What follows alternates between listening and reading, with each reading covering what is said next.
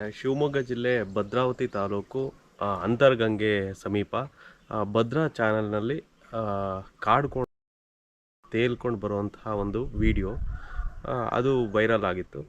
ಮಾಜಿ ಶಾಸಕರ ಪುತ್ರ ಅಜಿತ್ ಅಂಥೇಳಿ ಅವರು ತಮ್ಮ ಸೋಷಿಯಲ್ ಮೀಡಿಯಾದಲ್ಲಿ ಹಾಕ್ಕೊಂಡಿದ್ರು. JCB ಸಹಾಯದಿಂದ ಒಂದು ಮೃತ ಕಾಡ್ಕೋಣ ದೇಹವನ್ನು ನೀರಿಗೆ ಎಸೆಯಲಾಗಿದೆ. ಅಂದರೆ ಎಲ್ಲೋ ಅನುಮಾನಾಸ್ಪದವಾಗಿ ಕೊಂದುಬಿಟ್ಟು ಅದನ್ನು ಮುಚ್ಚಾಕುವ ಸಲುವಾಗಿ ನೀರಿಗೆ ಎಸೆದಿದ್ದಾರೆ ಅಂಥೇಳಿ ಅವ್ರ ವಿಡಿಯೋ ಇತ್ತು.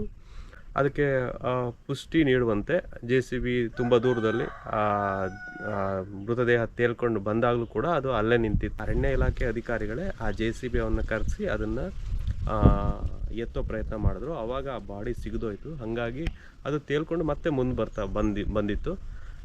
ಅದನ್ನು ತೆಗೆದುಕೊಂಡು ಹೋಗಿ ಅದನ್ನು ಈ ನಿಯಮಗಳ ಪ್ರಕಾರ ಸುಟ್ಟು ಹಾಕಲಾಗಿದೆ ಅಂಥೇಳಿ ಮಾಹಿತಿ ಕೊಟ್ಟಿದ್ದಾರೆ. ಅದಕ್ಕೆ ಪೂರಕವಾಗಿ ಒಂದಿಷ್ಟು ಫೋಟೋಗಳಿದ್ದಾವೆ, ಅದನ್ನು ಕೊಟ್ಟಿದ್ದಾರೆ. ಈಗ ಪ್ರಶ್ನೆ ಏನು ಅಂತಂದರೆ, ಈಗ 2-3 ದಿನ ನಂತರ ಆಗಿದೆ ಘಟನೆ ನಡೆದು. ಇದಾಗಿಯೂ ಕೂಡ ಇವರು ಮಾಹಿತಿ ಕೊಡಲಿಲ್ಲ. ಇನ್ನೊಂದು ಇದ್ರ ಬಗ್ಗೆ ಮಾಹಿತಿ ಸಿಕ್ಕಿಲ್ಲ. ಡಿಪಾರ್ಟ್ಮೆಂಟಲ್ಲಿ ಆಡಿಟ್ ಮಾಡಬೇಕು ಈ ಥರದ ಪ್ರಾಣಿಗಳ ಸತ್ತೋದಾಗ, ಅದರ ಮಾಹಿತಿನೂ ಇಲ್ಲ. ಇನ್ನು ಅದು ಹೇಗೆ ಸತ್ತಿದೆ ಅಂಥೇಳಿ ಅದಕ್ಕೇನಾದರೂ ಒಂದು ಕಂಪ್ಲೇಂಟ್ ಹಾಕಿದಾರ ಅದು ಗೊತ್ತಿಲ್ಲ.